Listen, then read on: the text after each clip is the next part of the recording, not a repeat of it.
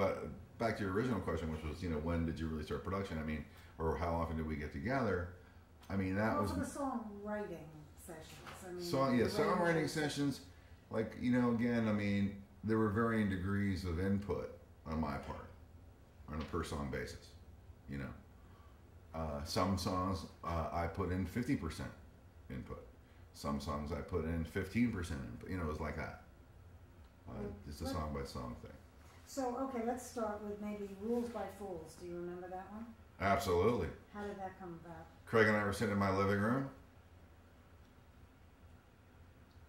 with I don't know, the telly and your telly right there, that 55 telly on the wall, Fender Telecaster, and another guitar, and Craig had a little open G riff, and I refined it into a melodic fragment that we both went, yeah, that's good.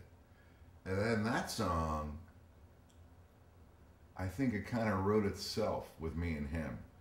Joe came in, and then, so Craig and I think, kind of wrote they're all his ideas to begin with. I mean, all the germs come from Craig, all the seeds of the creativity. And so I'm there for that second stage on.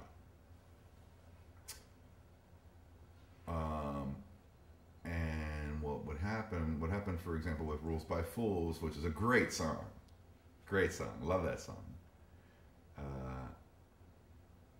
is Craig and I think Craig had some lyrics. What's all this fuss about? A few lines, a few other things maybe. And then I came up with how the sing was going to go over that melodic, that harmonic stuff. The jing, jing, jing. Can I grab a guitar or no? Sure. Yeah. What's an open G, Craig? Open G, The Gibson. Gibson. For example, Rules by Fools. I think I was like,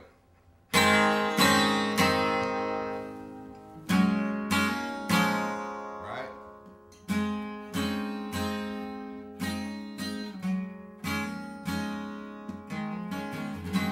Like that. So me and Craig came up with that. I mean, it was originally Craig's German, and we refined it, and then what's all this fuss about? Right? Like how that was gonna come in. That was my idea. And then when he and I kind of had the basic how it was gonna go, we brought Joe Lynn in, and then Joe would help with melody, lyrics based on that. Again, taking the same process where Craig would come with the germ, and then me and him would refine it, work it out. I'd have input, and then Craig and I would bring Joe in, and then Joe would take, put his input into that. And Joe was very helpful with lyrics. We would have lyric writing sessions at my house. I mean, we had so many of those, where the three of us would be sitting just like this. Joe would be where you are in a folding chair, and me and Craig would be on the couch, like with or without guitars. We'd all Craig and Joe would have sheets, and I would just be sitting there throwing a line in once in a while, but it would be like typically 10 minutes would go by where we're all sitting there just going, just dead silence. And then it'd be like, I got an idea, somebody would say. And then we would just bounce things around like that. Did Craig tell you a lot about the story? I mean, given that he was reading 200 books about Galileo and he had gotten obsessed, and he had a different take on the story. Oh, he did? 200? That's very impressive. Had a different sort of slant on the story, that Galileo was this lovable rogue, that he misled Pope Urban and all of that. Yeah. A little bit He filled me take. in on a lot of stuff. Like Craig would come in, sometimes he'd have a lot of lyrics for a song, and he would explain to me what the whole story was about. He's great about that. And just for the record, Craig read 200 books on Galileo. I don't think I've read 200 books my whole life. But anyway. Yeah, Craig was great about explaining it. I mean, he really was sharing the passion of his interest in Galileo with me as well. Because for whatever reasons, personal reasons, wanted me to understand. We're working so closely together, we're friends. Not only that, but yeah, I think he just really wanted to impart his passion about what was driving the song, what the storyline was. So he would tell me stuff. Craig also did give me a book on Galileo. Did you read it? Next question. 95 Drew bottles. Rosenhaus. Next question. 95 bottles is kind of a different, vampy, bluesy kind of song. How did that come? 95 bottles of beer on the wall. 95 bottles. 95 bottles. How's that go again? All I need is 2 notes, Craig. Help me out. You want to play it? Oh yeah, that's that kind of skippy little swing kind of shuffle thing. You want to hear it for a second? No, I got it now. I keep hearing Gene Genie in my head when I hear that. Oh yeah, man. Let's do that one. Let's turn the cameras off. Let's do Gene Genie. Yeah, Ann Ronson's a friend of mine. She lives on my block. I'm sure you know Annie, right? Yeah, 95 bottles. That one came kind of later. Like we had all these like really cool melodic things in the can, tracks already going by the time 95 bottles came out. 95 bottles was more of a departure, you know, kind of like when Alice Cooper like picked up the hat and cane, you know. Like there was Killer and Love It to Death before that, you know. Mathematician, do you remember that? Greasy. That's a greasy track. We kept that. Craig was like, you know what? I like it like that. Just leave it like that. Just keep it simple. That was so early in my drum programming evolution. You know. I mean, I produce records now. You know. But that's a vibey track. I mean, Joe sings great. The song's really cool. One of the few songs I actually contributed a couple of lines of lyrics to, or a couple of phrases. See, I don't remember. I'll laugh all the way to the bank. That was my line. I don't remember you see, you never told me actually the order in which you wrote these, because I just have the order in which they are on the CDs. So it's all out of order chronologically. Can I see that, Lisa? Sure. I might be able to shed a little bit of. Comments on them. I don't care. I'm not going to even read the comments. I just want to read the This is just song the order list. of the, yeah. Yeah, and I might be able to shed some light. And I found, which I just even See, this is thought so, about. it's all out of order in terms of the way it's done. Don't worry about That's it. disc one. You know something? That's That's this one. disc one. Can you show me the? Because This disc is 1 and disc 2 has two. nothing to do with I any know, of that. that's my point. Yeah, if you know. really are interested in the chronology of this, I might be able to shed a little light if you want. Well, I'm interested to know how it developed in Okay. terms of the songwriting. Yeah, this You know, like- could jog my memory a little bit.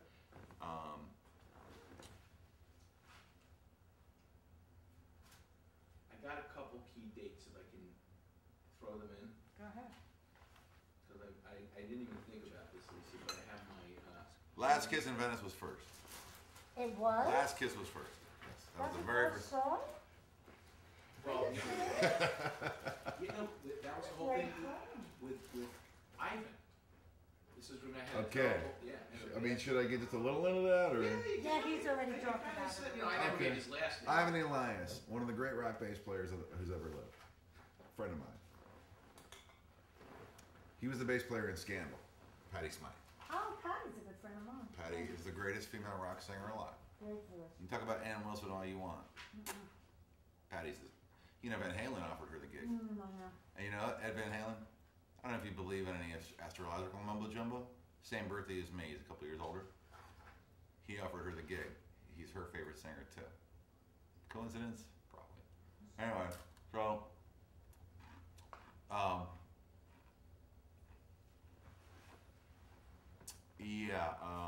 Last Kiss. Last Kiss. So Ivan, I had a 4-track cassette.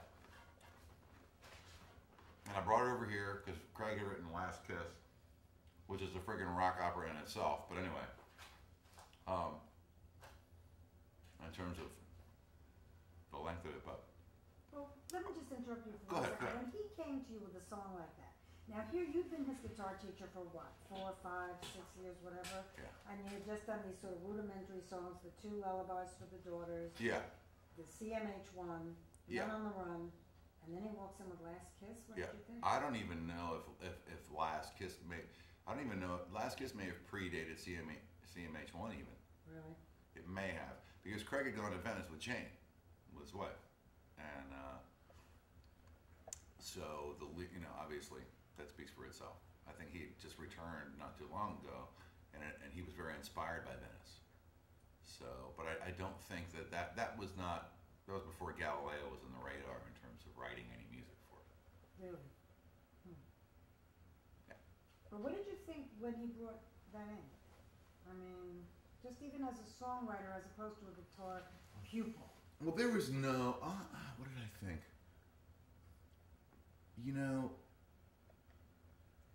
The only real answer I have for that is, Craig is a creative person.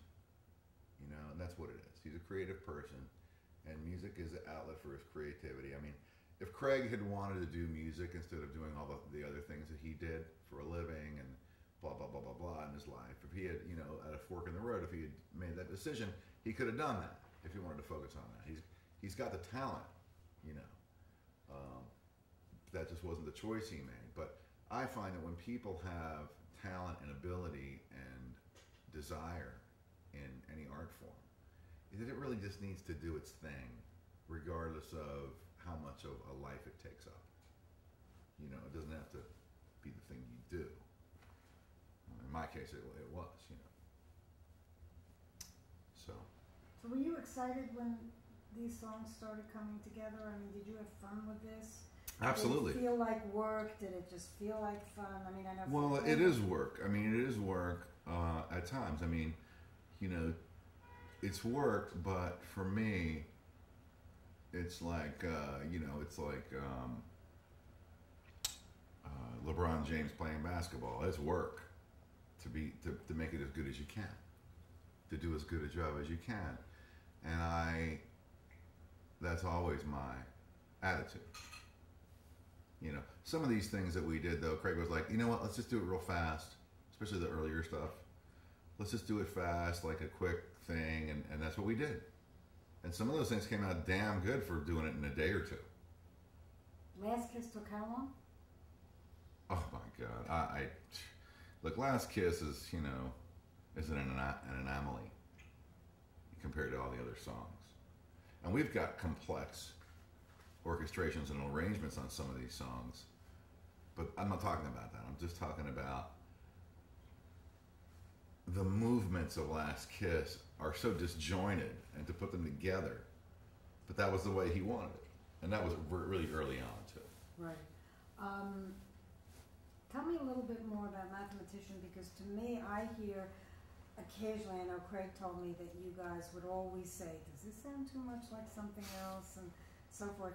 There's a lot of Beatlesy influence in a lot of these songs. It sounds Yeah, like and between Craig, Joe Lynn Turner, and myself, you got 3 huge Beatle fans. I mean, so that makes perfect sense to me. But then again, none of it sounds like anything the Beatles did. Right. None of it does. And being a person who's written music for commercials, I've written a lot of them. And I've played on countless ones as a musician, a freelance musician as well. You're always being really, really careful about plagiarism. Right. It's like the George Harrison My Sweet Lord thing, But I mean, if that had been Craig and I writing My Sweet Lord, for example. You would have caught it. Oh yeah, I would have been like, dude, that's He's So Fun. We can't use that. And then that would have become a running joke, like some of the other things that have. Like, there were some of Craig's ideas when we were bouncing ideas back and forth for Father, I'm Sorry, for example, where it sounded like a certain song that I'm not going to name on camera unless I have permission.